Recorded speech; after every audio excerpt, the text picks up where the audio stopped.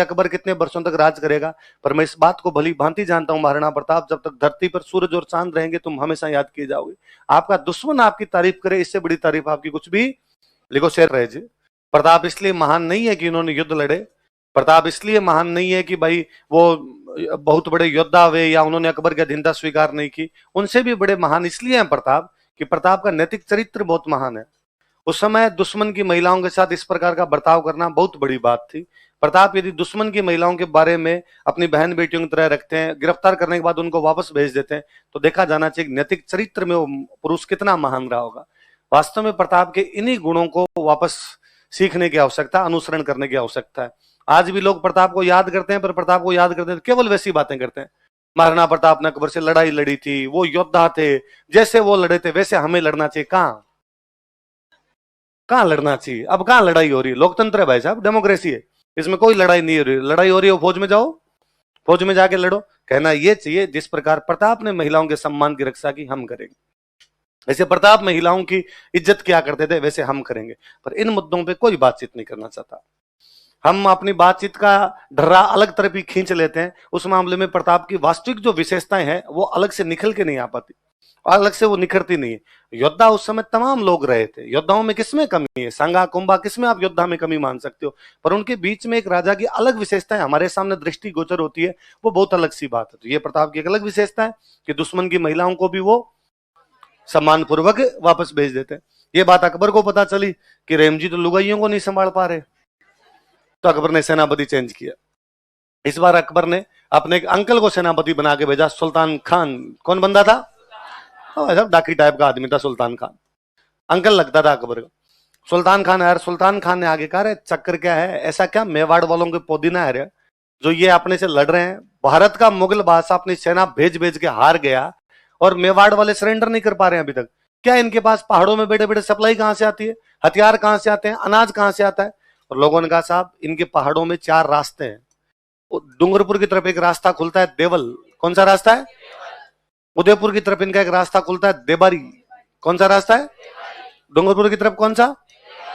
उदयपुर की तरफ कौन सा? पाली की तरफ एक रास्ता खुलता है देसूरी, कौन सा खुलता है? देसूरी का रास्ता खुलता है। और राजसमंद की तरफ एक रास्ता खुलता है दिवेर, कौन सा रास्ता है? 4D। डूंगरपुर की तरफ कौन सा रास्ता? उदयपुर की तरफ, पाली की तरफ, राजसमंद की तरफ। इन रास्तों से सप्लाई पहुंचती है, इन रास्तों से हथियार पहुंचते हैं, इन रास्तों से घोड़े पहुंचते हैं। हम क्या करें? तो उसने कहा रास्ते ब्लॉक करो, अंदर हथियारों की सप्लाई बंद, अंदर अनाज की सप्लाई बंद। भूखे मरेंगे तो बाहर आएंगे, बाहर आएंगे तो इनकी सेना कम, अपनी सेना ज्यादा, मरेंगे। सीधा सा तरीका। यदि ये बाहर नहीं आ रहे, अपने को जाना पड़ता है, अपने नहीं जाएंगे, इनको बाहर आने के लिए मजबूर कर दिया जाए, इसलिए चारों रास्ते ब्लॉक किए जाए। इसलिए उसने कितनी छावनी बनाई, कहां कहां पे? हाँ, क्या लिखा है हमने, पढ़ तू। कहां अकबर की जीत बता रखे, उनको फाड़ देना आज, ठीक है? हिस्ट्री री राइटिंग करती है। इतने सालों तक अपने राजस्थान की हिस्ट्री ये कहती थी कि हल्दी का टिकट ड्रॉ हो गया था। क्या हो गया था? पिछले 7-8 साल में अपने इतिहासकारों ने इस बात को प्रूव किया, अपनी किताबों में साफ साफ लिखा हुआ हल्दी का युद्ध में प्रताप जीत गए थे। और सिंपल उसके एग्जाम्पल है कि बदायूनी युद्ध के मैदान में वो कहता हमारी सेना 16 किलोमीटर वापस भागी। तो किसकी भागती है? हारते हुए लोगों की, जीतते हुए लोगों की? ऐसा कौन बादशाह है जिसने अपने जीते हुए सेनापतियों को बाहर निकाल दिया हो? कि मान सिंह आसफ खान जीत के, उन्होंने अकबर को कहा अकबर हम जीत के, अकबर ने कहा मुंह मत दिखाना, किसने कहा था जीत के लिए? और यदि हल्दी घाटी युद्ध में मान सिंह आसफ खान जीत के जाते तो अकबर खुद नहीं आता। 4 महीने बाद अकबर को खुद आना पड़ रहा है, इसका मतलब चरमराट भयंकर है। उसको यूं सहन नहीं हो रहा है कि यार मेरी सेना गई और हार कैसे गई। फिर बदायूनी लिखता है कि हमें रात को भी डर लगता था गोगुंदा में सोते हुए भी, इसलिए चारों तरफ 4 दीवारी करके सोते थे। हारी हुई सेना का कॉन्फिडेंस गिरा हुआ रहता है। उससे भी भयंकर हमारे उदयपुर के इतिहासकार है चंद्रशेखर शर्मा सर, उन्होंने प्रूव किया कि हमें ताम्र पत्र मिले हैं प्रताप के। कई क्या मिले हैं? ताम्र पत्र बताया था, जमीनें दान में देते क्या होते? ताम्र पत्र। हमें कुछ प्रताप के ताम्र पत्र मिले हैं जो हल्दी घाटी युद्ध के ठीक बाद में जारी किए गए, और उसमें प्रताप ने हल्दी घाटी के आसपास की जमीनें दान में दी है। यदि प्रताप हल्दी घाटी युद्ध के ठीक बाद हल्दी घाटी के आसपास की जमीनें दान में दे रहा है, इसका मतलब जमीन उसकी है, जमीन उसकी, इसका मतलब युद्ध जीता है वो। यदि वो युद्ध हार जाता तो जमीन अकबर की होती, आप दान कैसे देते? मैं मेरे पास कुछ होगा तो ही तो आपको दान दे सकता हूं। मैं कहता हूं मैं आपको 3 प्लॉट देता हूं, आपको सर खुद के पास तो एक ही नहीं है, तो हमें कहां से दो? मेरे पास कोई चीज है तो ये आपको दे सकता हूं। तो प्रताप के पास में हल्दी घाटी की जमीन है, इसलिए हल्दी घाटी के आसपास की जमीन है, क्या दे रहा है वो? दान। चलो आगे लिखो, कौन कौन सी 4 छावनियां बताओ? देवल, देबारी, देसुरी और दिवेर। इनमें दिवेर सबसे महत्वपूर्ण छावनी थी। कारण था राजसमंद में पड़ती है, ये अजमेर का रास्ता है। कहां का रास्ता है? मुगलों का राजस्थान में अड्डा कौन सा? अजमेर। ये भी तो सोचने वाली बात है कि मुगल जब मेवाड़ में जाके लड़ रहे हैं तो उनको अनाज कहां से आ रहा है? भाई प्रताप पूरी की पूरी पब्लिक को शिफ्ट करके पहाड़ों में, इसलिए खेती तो हो ही नहीं रही मेवाड़ में, इसलिए पहाड़ों में पब्लिक को सेट कर लिया कि यदि मैदान में रहेंगे तो खेती करेंगे, खेती करेंगे तो खेती पे कब्जा कौन करेंगे? मुगल। इसलिए मैदानों में खेती होनी नहीं चाहिए, तो मुगल भूखे मरेंगे यहाँ पे। तो भूखे मरते लड़ेंगे कैसे? तो मुगल क्या करते? अजमेर से अपनी सप्लाई मंगाते, अजमेर से सप्लाई मंगाते, बीच में मेवाड़ वाले लूट लेते।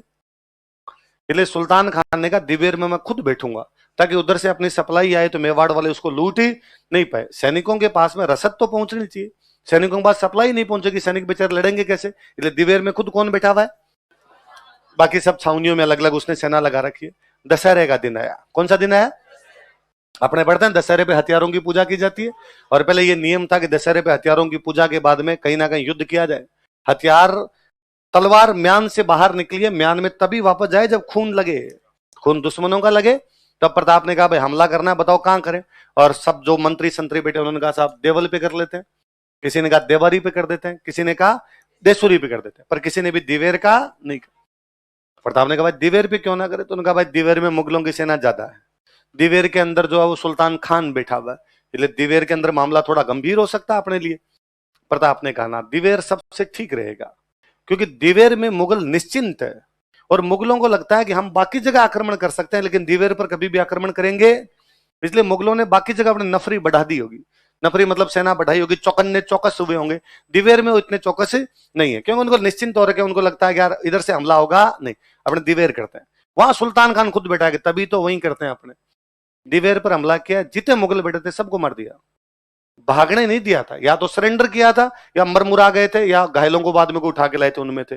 अमर सिंह महाराणा प्रताप को जो बेटे हैं वो सुल्तान खान के भला मारते हैं, आर पार निकाल देते हैं। तो सुल्तान खान के भला आर पार निकल गया था। कहते सुल्तान खान जब घायलों में पड़ा था तो प्रताप मिलने के लिए जाते हैं, और प्रताप ने सुल्तान खान कहा भाई सुल्तान खान कोई अंतिम इच्छा हो तो बता दे। बड़ा सेनापति था तो मिलने के लिए गए, तो अंतिम इच्छा हो तो बता। सुल्तान खान ने कहा मैं उस लड़के को देखना चाहता हूं जिसने मेरे भला मारा है। मैं सुल्तान खान हूं, आंखें यूं बड़ी करूं ना तो डर लगे सामने को, और मेरे भला मारा यार, आर पार निकाला। मारना पड़ता, लगा मरता हुआ आदमी है, अमर सिंह अपने कैंप में बैठा, उसको बुलाएंगे तब तक मर जाएगा बेचारा। तो उन्होंने अपने पास में एक फौजी खड़ा था, उसका हाथ पकड़ का ये था। सुल्तान खान उस फौजी को देख के मरता हुआ मुस्कुराता है कि इसको तो मैं पड़ा पड़ा मार दूं, अब भी इसकी औकात नहीं मेरे भला मारे। बंदा तो कोई और था, मैंने उसकी आंखें देखी है, उसकी आंखों में भयंकर यूं वो था, तेज दिखाई दे रहा था। और महाराणा प्रताप अमर सिंह को बुलाते हैं, अमर सिंह को बुला कहते हैं मेरे वाला ही था।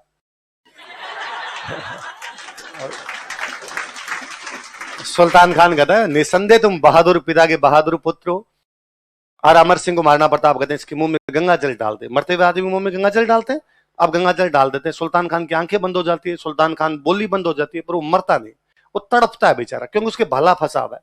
घायल आदमी का जब तक पूरा खून नहीं निकलेगा मरेगा नहीं, और भाला धंस गए चक्कर में खून टप टप धीरे धीरे आ रहा है, क्योंकि घाव वो नहीं रखा, भाला अंदर ही लगा हुआ उसके पूरा। तो महाराणा प्रताप अमर सिंह कहते इसका भाला बाहर निकाल दे, ताकि खून एक साथ निकलेगा, मर जाएगा बेचारा, वरना तड़पेगा कई देर तक। अब वो इतना मोटा था सुल्तान खान की उसके वो भाला अंदर ही अड़ गया। अमर सिंह वो हाथ से खींचे पर भाला नहीं निकले। फाइनली अमर सिंह उसके दोनों पैरों पे पैर लगा खड़ा होता है, भाला दोनों हाथों से खींचता है, तब उसका भाला निकलता है, सुल्तान खान मरता है। जेम्स टोड कहता है ये युद्ध नहीं मेवाड़ का मैराथन था। क्या था युद्ध मेवाड़ का? अभी पढ़ते हैं मैराथन क्या था, लिखो दिवेर का युद्ध, बैटल ऑफ दिवेर। कौन से युद्ध को? मेवाड़ का मैराथन का। कौन से युद्ध को? मैराथन यूनान में एक जगह का नाम है। कहां पे? ग्रीस। ग्रीस एक देश का नाम सुना है? ग्रीस को हम हिंदी में क्या कहते हैं? यूनान। यूनान में एक जगह का नाम हो, जगह का नाम है मैराथन। क्या नाम है? मैराथन। ईरान के राजा ने अटैक कर दिया था। कहां के राजा ने? ईरान के राजा ने अटैक किया यूनान पर। मैराथन के मैदान में लड़ाई हुई। कौन से मैदान लड़ाई हुई? कौन से मैदान में? तो अकबर कहता है जैसे ईरान और यूनान के बीच में मैराथन के मैदान में लड़ाई हुई थी, यूनान की छोटी सेना ने ईरान की बड़ी सेना को मैराथन के युद्ध में हरा दिया था, उसी प्रकार दिवेर के लड़ाई के अंदर प्रताप की छोटी सेना ने मुगलों की बड़ी सेना को हरा दिया, इसलिए दिवेर मेवाड़ का। तो मैराथन जगह का नाम है, कहां पे? यूनान। यूनान कहां पे? यूरोप। जेम्स टोड कहां का था? यूरोप। तो वो तुलना तो अपने यूरोप से ही करेगा। मैराथन की नाम की लड़ाई, मैराथन नाम की जगह कहां पे अटैक कहां के राजा ने किया? यूनान में दो जगह बड़ी फेमस जगह, एथेंस और स्पार्टा। कौन कौन सी? तो उसने अटैक किया था एथेंस पे। कहां पे किया था? तो एथेंस वालों को पहले लगा यार अकेले जीतेंगे कि नहीं जीतेंगे, हालांकि एथेंस अकेला जीतता है। वो स्पार्टा वालों को सहायता के लिए बुलाते हैं। किसको सहायता के लिए बुलाते हैं? तो उन्होंने अपना एक बंदा भेजा कि जाओ स्पार्टा वालों को कहो कि हमारी सहायता करे, मैराथन के मैदान में आकर हमारा साथ दे ईरान के राजा के खिलाफ। एक बंदा दौड़ता हुआ जाता है, फिसीपीडी, क्या नाम था? 2 दिन में 150 किलोमीटर, 2 दिन में दौड़ता हुआ गया, भागता हुआ गया। बरसात के दिन थे, घोड़े चल नहीं रहे थे, भागता हुआ गया। उसने जाके स्पार्टा वालों का, स्पार्टन्स मैराथन के मैदान में हमारी लड़ाई हो रही है, हम एथेंस वाले ईरान से लड़ रहे हैं, पर्सिया से लड़ रहे हैं, प्लीज हमारा साथ देने के लिए आओ। लेकिन स्पार्टा वाले साथ देने के लिए नहीं आए। एथेंस अकेला पर्सिया या ईरान से लड़ा और एथेंस अकेला पर्सिया ईरान को मैराथन के मैदान में हरा देता है। तो अब जेम्स टोड ने कहा जैसे मैराथन के युद्ध में एथेंस की छोटी सेना ईरान की बड़ी सेना को हराती है, वैसे दिवेर में प्रताप की छोटी सेना ने मुगलों की बड़ी सेना को हरा दिया। तो मैराथन वाले मैदान में सहायता के लिए किसको बुलाया गया? स्पार्टा। लेकिन वो सहायता के लिए एक बंदा कैसे गया था वहां पे सहायता के लिए? दौड़ के। कैसे गया था? कौन से युद्ध में सहायता के लिए? मैराथन युद्ध में। कौन से युद्ध में? लंबी दौड़ लगाई उसने, लंबी दौड़ लगाई। इसलिए आज दिन तक लंबी दौड़ों को क्या कहते हैं? क्योंकि पहली बार वो लंबी दौड़ कौन से युद्ध के लिए लगाई गई थी? पहले बढ़ गई बात। तो दिवेर के युद्ध में किसको मार दिया गया? सुल्तान खान। कौन मार देता है? अमर सिंह वो योद्धा है जिसने दिवेर के युद्ध में सुल्तान खान को भला मारा, जो उसके आर पार निकाल दिया था। अमर सिंह वो है जो 1580 में मुगल सेनापति अब्दुल रहीम की सारी बेगमों को गिरफ्तार करके लेके आ गया था। अमर सिंह वो है जो 1573 में मान सिंह जब बातचीत करने के लिए आया तो उससे बातचीत करता है और उसको कहना है कि भाई दम हो तो कभी अकेले आके दिखाना हमारे मेवाड़ की तरफ। उस अमर सिंह के बारे में हमें किताबों में यह पढ़ाया गया कि वो घास की रोटियां खाता था और उसके हाथ से एक दिन वन बिलाव रोटी छीन के भाग गया था। हरे घासरी रोटी ही जद वन बिलावड़ो ले भाग्यो, छोटो सो अमरियो चीख पड़ियो, राणारो सुत्यो दुख जाग्यो। हमें लगता है अमर सिंह अंगूठा चूसता रहता था सारा दिन बैठा बैठा। और हल्दी घाटी युद्ध के बाद प्रताप की स्थिति खराब हो गई थी और अमर सिंह एक दिन घास की रोटी खा रहा था और वन बिलाव उसके छीन से भाग गया। हल्दी घाटी युद्ध के टाइम में अमर सिंह की एज है 17 साल। एज कितनी है? क्योंकि मैंने बताया था उदय सिंह के पोता हुआ तब उदयपुर की स्थापना हुई। उदय सिंह का पोता अमर सिंह है। तो अमर सिंह का जन्म कब हुआ है? 1559। 1559 में आया तो हल्दी घाटी के टाइम 1576 में 17 साल का हो। उसकी पोस्टिंग थी उदयपुर कि हल्दी घाटी में जब ये लोग लड़ रहे थे तो महिलाएं सारी उदयपुर थी। तो लगा कि यदि मुगल कभी महिलाओं की तरफ अटैक करे तो वहां बचाने का काम कौन करेगा? अमर सिंह। तो अमर सिंह वो है जो हल्दी घाटी युद्ध के टाइम उदयपुर में पोस्टेड है। अमर सिंह वो है जो मुगल सेनापति अब्दुल रहीम के परिवार को गिरफ्तार कर लेता है। अमर सिंह वो है जिसने सुल्तान खान के भाला मारा, जो आर पार निकाल दिया। अमर सिंह वो है जिसने प्रताप के मरने के बाद मुगलों से 17 युद्ध लड़े, सारे के सारे जीत गया। हमारे इतिहास की किताबें उसको घास की रोटी खाने तक सीमित कर गई। हमारे साथ लोचा यह है कि हमने कहानियों को इतिहास बना लिया है। इसलिए कभी तो घास की टोकरी में उदय सिंह है, कभी घास की रोटी में। इस घास से बाहर नहीं आ पा रहा है इतिहास। इसलिए इतिहास को सबसे पहले किससे बाहर लाने की आवश्यकता है? मुझे कोई पर्सनली पूछे कि मेवाड़ में इतने योद्धा हुए, उन योद्धाओं में सबसे अच्छा कौन लगता है? अमर सिंह लगता है। ये क्या योद्धा रहा होगा यार। अमर सिंह के साथ विडंबना ये, वो महाराणा प्रताप के बेटे हैं। बरगद के नीचे दूसरे फल फूल नहीं लगते, बरगद के नीचे दूसरे पेड़ नहीं लगते। महाराणा प्रताप बरगद है, उनके नीचे दूसरा दिखता नहीं है। इसलिए अमर सिंह का कैरेक्टर छुप गया उनके नीचे। बाकी अमर सिंह और बड़े योद्धा है। यदि वो महाराणा प्रताप के बेटे ना होते, महाराणा प्रताप के 1-2 पीढ़ी बाद में हुए होते या महाराणा प्रताप से पहले हुए होते, हम अमर सिंह के बारे में बहुत कुछ जानते। लेकिन अब अमर सिंह के बारे में हम एक बात जानते हैं, किसकी रोटी खाते थे? वही मुझे लगता है, वही भाई साहब कहीं पे कोई पुदीने के परांठे बनाए होंगे, घास वही है। मेवाड़ के राणा का बेटा था। यूं थोड़ी घर के झोंपड़ी के बाहर बैठा है, परांठा खा रहा है, गोल कर रखा है, अंदर अचार डाल के वैसे बैठा हुआ है, वन बिलावाया और छीन के भाग गया। कहानियां ऐसी होती है, कहानियां होनी भी चाहिए। हम कवि के, उन कहानीकारों के लाख लाख उनको नमन करते हैं, हम नतमस्तक है कि उन्होंने अपनी कहानियों से, कविताओं से मेवाड़ के इतिहास को अमर कर दिया। मेवाड़ के इतिहास को बताया, राणा के संघर्ष को बताया, किस प्रकार कम संसाधनों के बावजूद लड़े थे वो बताया। पर इतिहासकार तो ध्यान देते, वो तो क्लास की किताबों में घास की रोटियों से बचाते कम से कम, पर हमें कहानियों में केवल और केवल क्या बताएगी? घास। इसलिए गधा भी घास आए ना, इसका मतलब माना वो बात सच्ची, बड़ी बात। अब जब इसमें मुगल सेना पूरी मार दी गई तो अकबर ने पूछा, भाई अब कौन जाएगा मेवाड़ वालों से लड़ने के लिए?